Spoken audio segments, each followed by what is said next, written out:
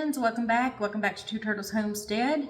Today I thought we would do another installment of a small batch canning. I've got the remainders of my tomatoes from the garden. Just picked those out and pulled out all the plants, except for I left my little cherry tomato plants in there because I'll eat on those till the frost comes and gets them. So anyway, I thought I'd bring you along as I can up the rest of these tomatoes. I thought I'd just do a little plain tomato sauce and have that in my pantry. And hey, for those of you who are new here, I am Kathy. I live here in Northeast Tennessee with my husband Jim on Two Turtles Homestead. We live on our 25-acre homestead. We're just building it and just getting started, so glad to have you here. So come on, let's get busy.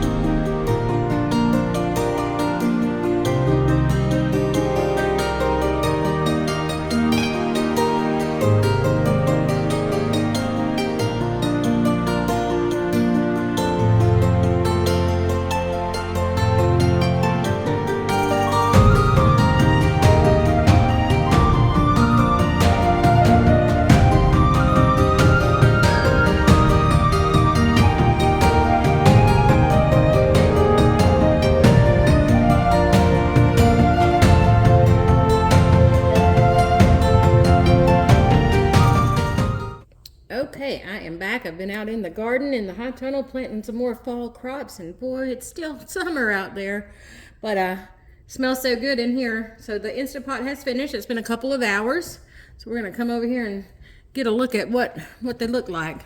And I can tell you, even though I didn't put any spices in it, man, it smells really good. Ooh, look at that. So those are some good looking tomatoes.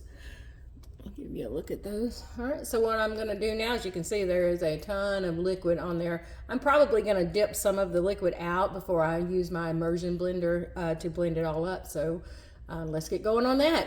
Okay, I'm just gonna take my ladle and just skim right off the top of it. As you can see, it's mostly just water. I'm just gonna transfer it over here. Looking pretty good.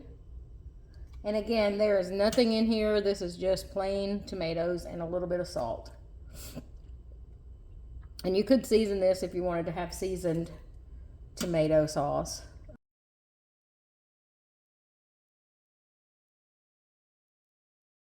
And now if you're going to use your immersion blender when it's still hot like this, be very, very, very, very careful.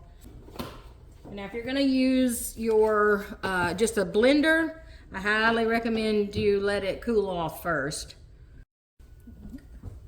So again, you want to just be very careful, and I always put mine almost to the bottom before I ever start it, and I always start on slow because it's going to suck down to the bottom when you turn it off, when you turn it on. So.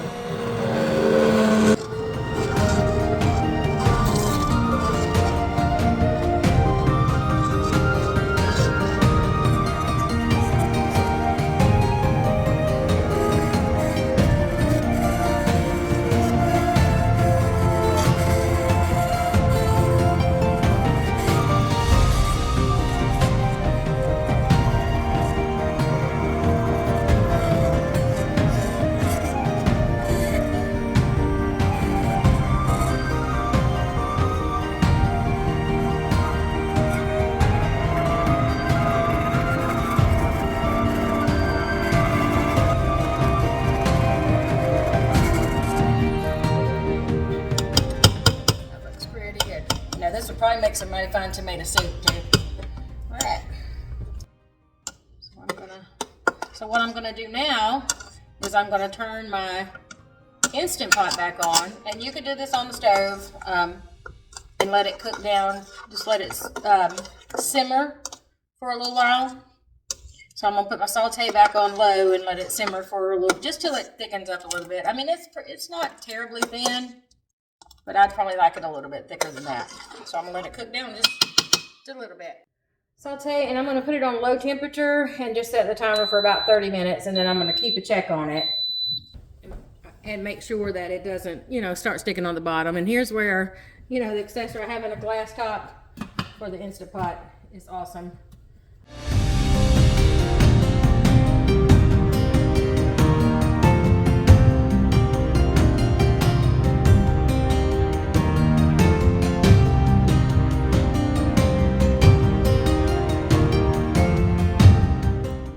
Okay, I believe we are ready to start canning it up. It has finished simmering, and it's lost a good little bit of moisture or water. So I'm going to get it jarred up, and then I'm going to have to wash my inner pot and get ready for canning. So come on along. Because I want to water bath these, I'm going to add a teaspoon of lemon juice to each jar before I can it up. Shouldn't affect the flavor, it just adds to the acidity of the tomatoes.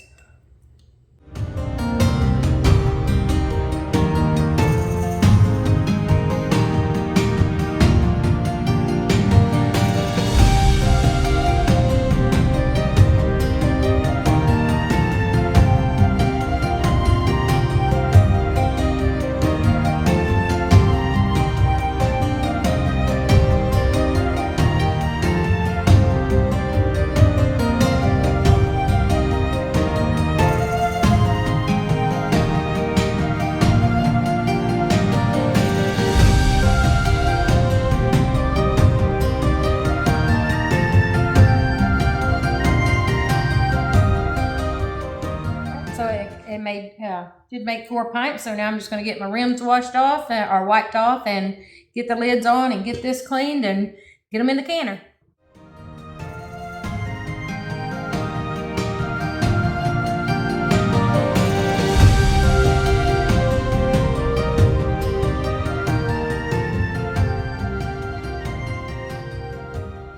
Okay, let's get our jars in here, and I did want to make one correction. I said earlier that I was putting a teaspoon of lemon juice in. I meant a tablespoon because these crushed tomatoes are not apparently lose their acidity, some of their acidity. So in order for them to be safely water bath canned or canned at a low pressure, you need to add either a 1/4 teaspoon of citric acid or a tablespoon of lemon juice to a pint. So that's what I did. Okay, so let's get them in there. I've got two different styles of pint jars. So these square ones take up a little more room, so to be a little strategic about getting them in there. So I had to use my trivet instead of my canning rack, but they fit in there. So there they are. And then we are going to pop the lid on. Turn it on. We're going to hit canning. We're going to process these at low pressure. We don't want it to keep warm. Now these process for 35 to 40 minutes. So I'm going 40 minutes because I am a little bit above the 1,000-foot elevation. And I'm just going to hit start. And we'll be back when they're finished. Okay, our processing is finished. Let's get them out and see what they're looking like.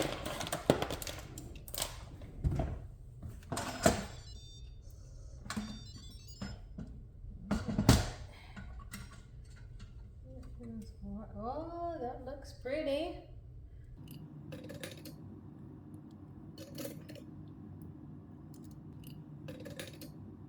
Three of them have already sealed. Just waiting on that last one. All right, we'll let them seal and let them sit overnight, and we'll get a look at them tomorrow. But so far, they look beautiful. Well, hey everybody, welcome back. It is the next day, and I've finished my small batch plain crushed tomatoes. They turned out really well. They look beautiful in the jar, thickened up quite nicely, and I'm happy to have them. These are great to add in when you're making soups or spaghetti or pasta sauce or chili or anything like that, just to have some plain crushed tomatoes on hand, so these are great. I was also able to put up the last of my green beans. These are yard-long green beans, so I'm happy to have those in the pantry as well. So hey, thanks for watching, and I hope you got something out of this video. And remember to not get overwhelmed with your big garden hauls, and get out there and grow your own groceries and get some things put up in your pantry. Hey, if you like our content, we hope that you'd subscribe and follow us along on our journey. We'd love to have you. We'll see you on the next one. Bye.